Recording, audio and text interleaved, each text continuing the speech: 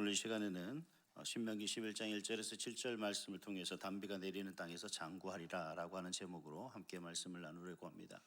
우리가 일반적으로 그 기복신앙이라는 부분에 대해서 많이 염려를 합니다. 그래서 뭐 축복 아니면 하나님이 주시겠다고 하신 약속의 복에 대해서 이야기하면 너무 기복적이 아니냐 하는 그런 생각들을 하는데, 사실 이 기복신앙과 또 하나님의 약속하고는 좀 다른 의미가 있습니다. 이게 기복신앙이라는 것은 뭐냐면 무조건적으로 하나님 앞에 혹은 다른 신에게 뭔가 복을 요구하고 간구하는 그런 의미라면, 우리가 오늘 본문의 말씀을 보면 이 기복신앙이 아니라 하나님께서 우리에게 약속해 주신 그런 복을 의미할 수 있는 그런 모습이라는 거죠. 어떻게 보면 기복신앙하고 하나님께서 약속하신 축복하고는 전혀 다른 의미입니다.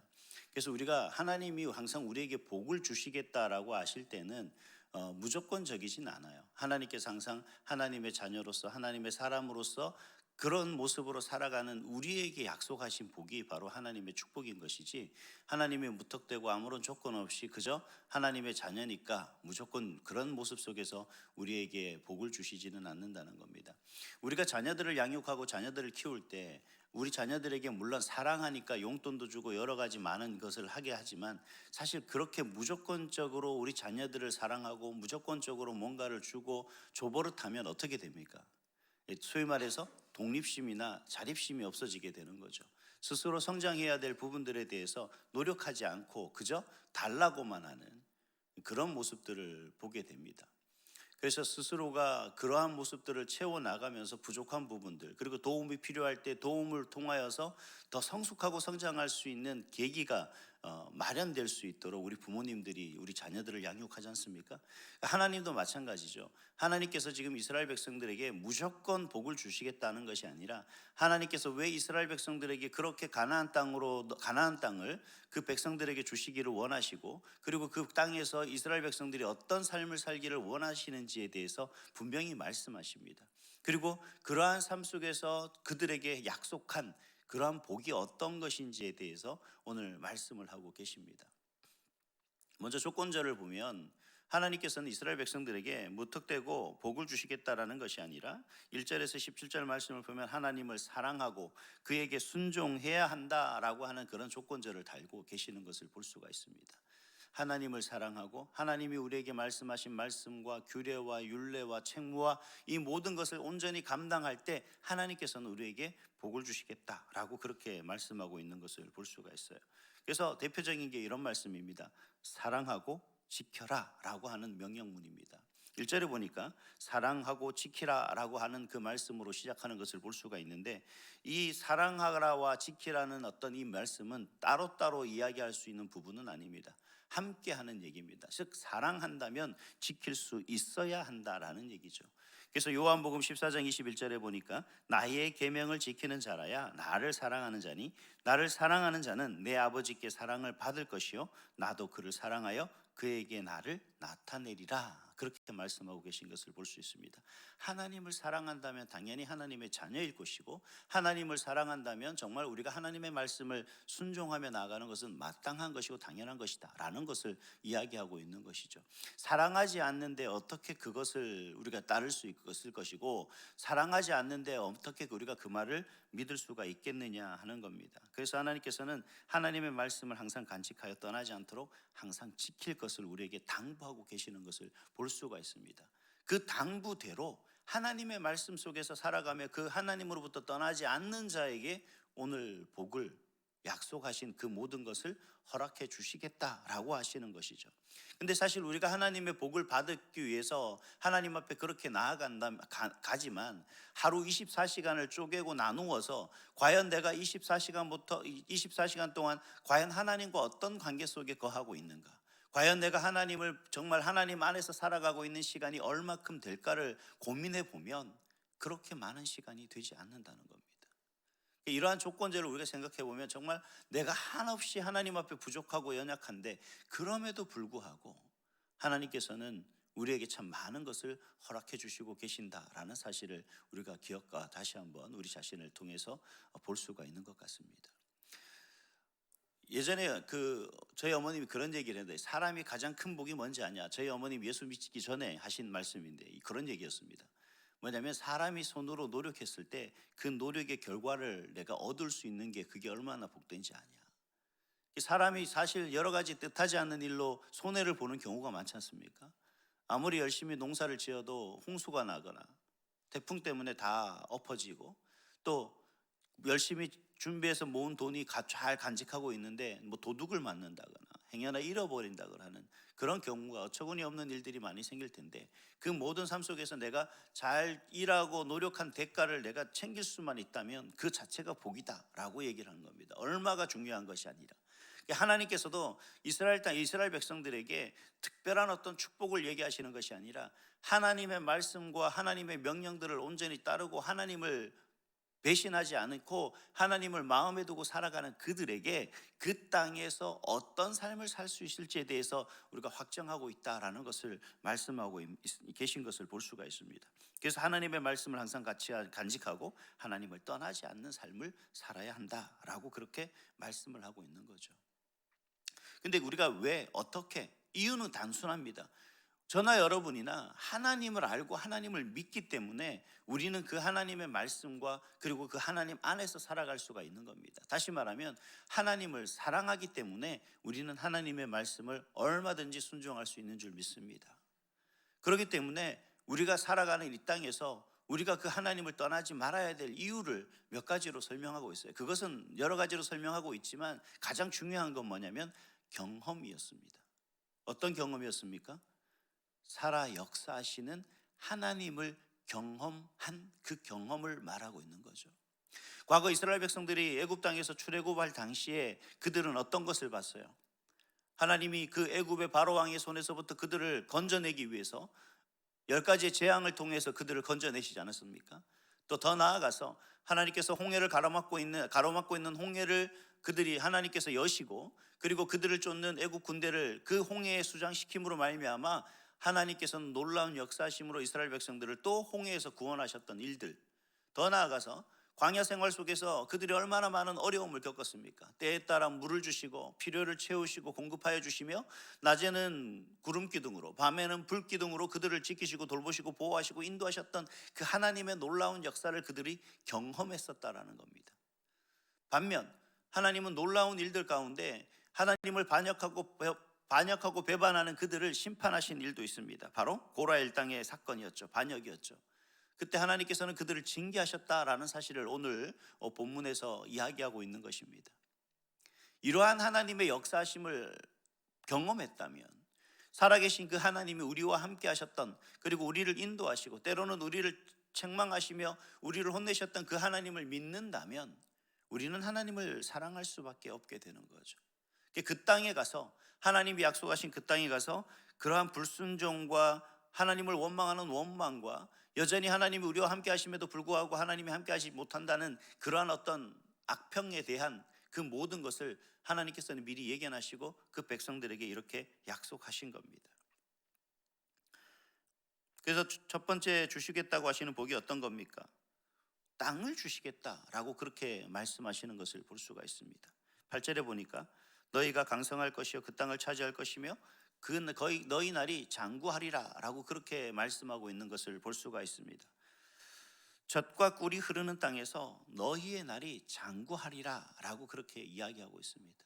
사실 아직 여전히 두려워 떨고 있는 그들에게 너희들이 그 땅을 하고자 한다면 차지할 것이고, 그리고 그 땅에서 아주 오랜도록 살 수 있을 것이다 라고 얘기합니다. 이 장구하리라는 말은 원래 히브리어로 아라크라는 단어인데 길다, 잡아 늘리다 라는 뜻입니다. 즉 다시 말하면 하나님의 주권적인 역사에 의해서 이스라엘 백성들을 그 땅에 거주할 수 있도록 하나님은 모든 것을 다 할 수 있는 능력을 가지신 분이시기에 그 하나님께서 허락하신다면 얼마든지 그곳에서 평안의 삶을 누릴 수 있다라고 하는 것을 말씀하고 계시는 거죠. 이제 여전히 우리가 이 땅에 살아가는 존재들이 우리의 노력과 수고와 어떤 열심으로 말미암아서가 아니라 하나님의 허락하심이 영원토록 지속되도록 하나님께서 그렇게 약속하신다라는 말씀을 하고 계신다는 겁니다. 뿐만 아니라 풍부한 물을 공급해서 농사 짓기에 부족함 없이 할 뿐 아니라 하나님의 눈이 항상 그 위에 있으리라 라고 그렇게 말씀하셨습니다. 우리 12절 말씀을 다시 한번 읽어볼까요? 시작. 내 하나님 여호와께서 돌보아 주시는 땅이라 연초부터 연말까지 내 하나님 여호와의 눈이 항상 그 위에 있느니라. 아멘. 하나님께서 허락하신다면 그 땅은 영원한 우리의 소유가 될 것이고, 나아가서 하나님께서 허락하신 모든 것에는 부족함이 없이 우리 삶에 수고한 그 모든 것으로 더함 없는 결과를 얻을 수 있게 하겠다라고 하시는 약속이라는 겁니다. 이게 기복은 아니에요.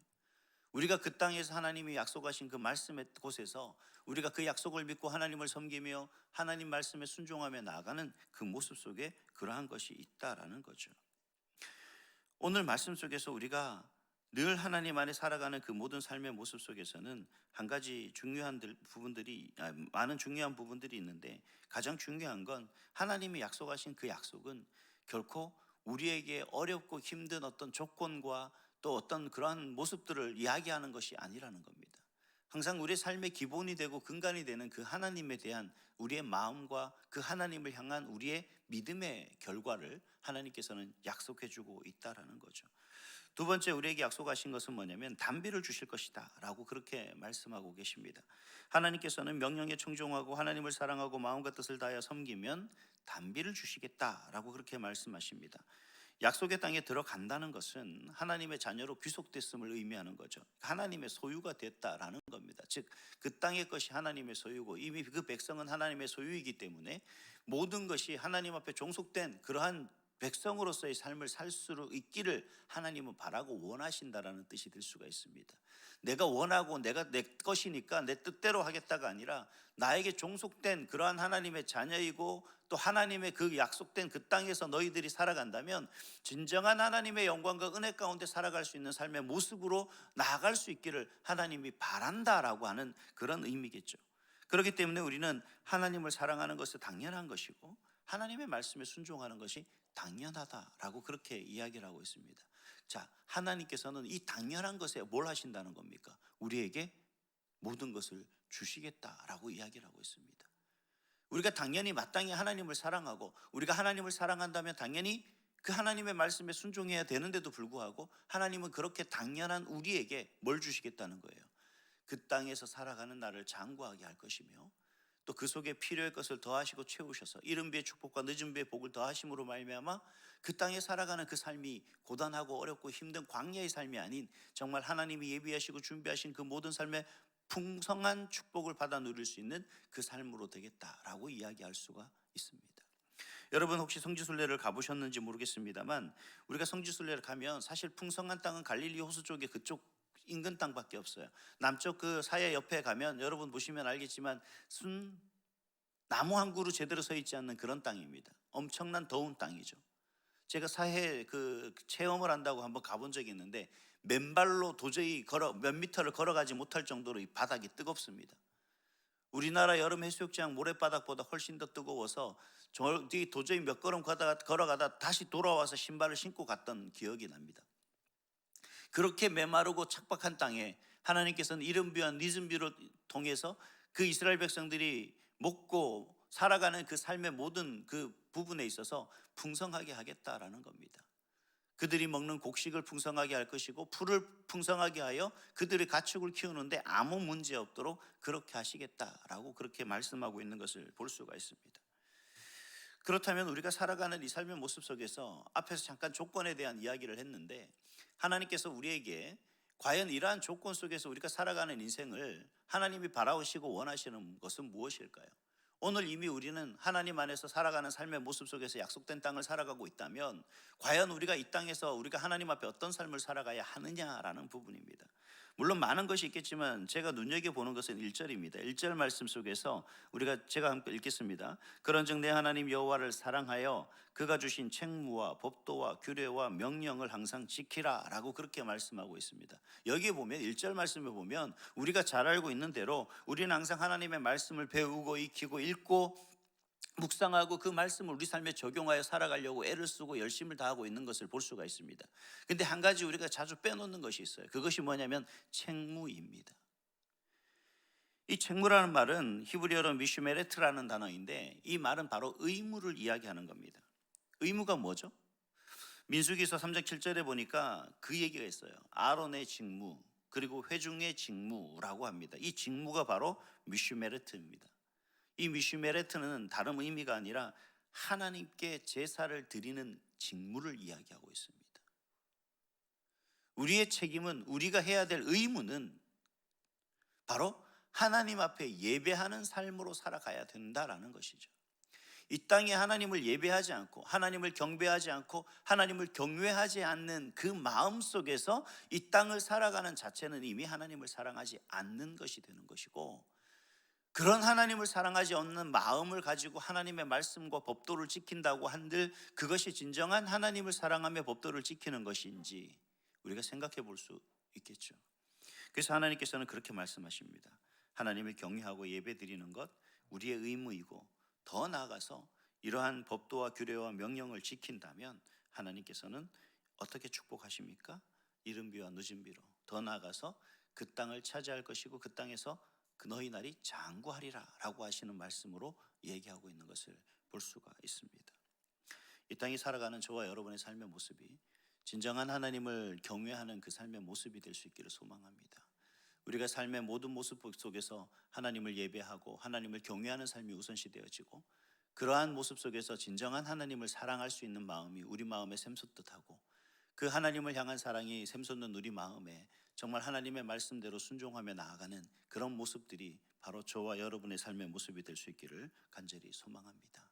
오늘 한 날 정말 살아가는 이 땅의 삶의 모습 속에 우리가 무엇을 바라고 믿고 의지하며 우리가 괴로워하고 고통스러워하는 많은 문제들 속에 진정 그 속에서 정말 하나님을 향한 사랑이 가장 먼저 싹트는, 그리고 그 사랑으로 많은 열매를 맺는 그런 저와 여러분 우리 가정의 모습이 될 수 있기를 주님의 이름으로 축복합니다. 기도하겠습니다.